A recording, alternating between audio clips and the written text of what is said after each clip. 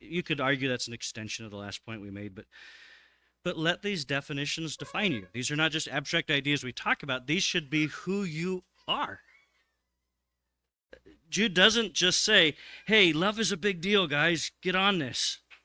He makes that his greeting to the church.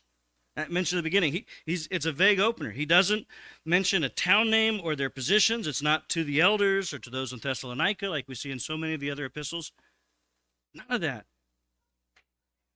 His greeting is so vague that commentators argue whether the audience for this letter is Jewish or Gentile or a mix, because we don't really know. He doesn't give us enough detail. That's not how he's going to nail it down.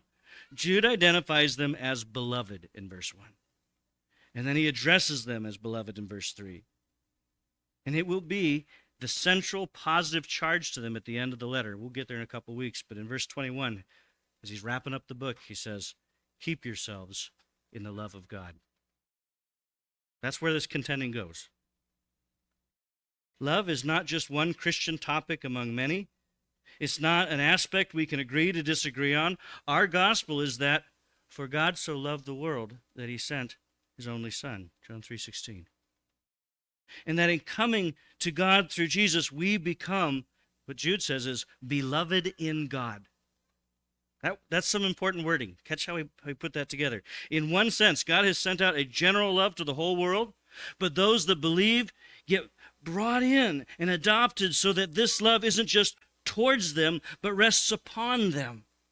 They are the beloved in God. This love of God transforms us and becomes our identity. And I think Jude actually gives himself as an example or a model of what that looks like, right?